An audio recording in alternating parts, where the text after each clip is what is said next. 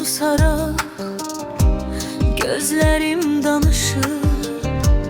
Ürəyim altında min dənə qırıq var. Sen gedən yolları mən hələ gözləyirəm. Sen isə dönmədən yavaşça uzaklaş.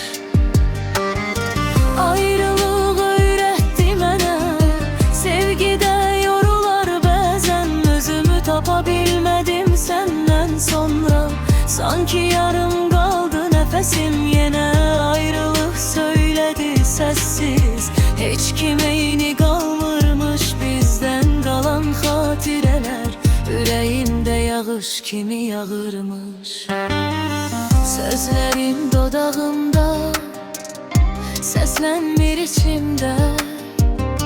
Geçmişin izləri donubdur əllərimdə.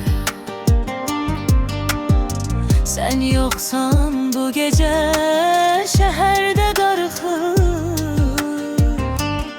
Adını çekince ürəyim axsıyır. Ayrılıq öyrətdi mənə, sevgidə yorular bəzən. Özümü tapa bilmədim səndən sonra. Sanki yarım qaldı nəfəsim, yenə ayrılıq söylədi səssiz. Heç kimə eyni qalmırmış bizdən qalan xatirələr. Ürəyimdə yağış kimi yağırmış.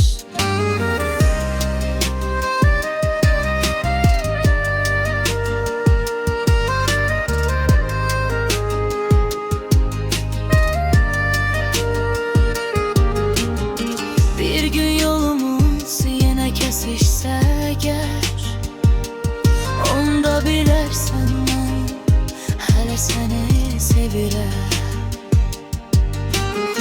Ayrılıq öyrətdi mənə, sevgidə yorular bəzən. Özümü tapa bilmədim səndən sonra. Sanki yarım qaldı nəfəsim, yenə ayrılıq söylədi səssiz. Heç kim eyni qalmırmış bizdən qalan xatirələr. Ürəyimdə yağış kimi yağırmış.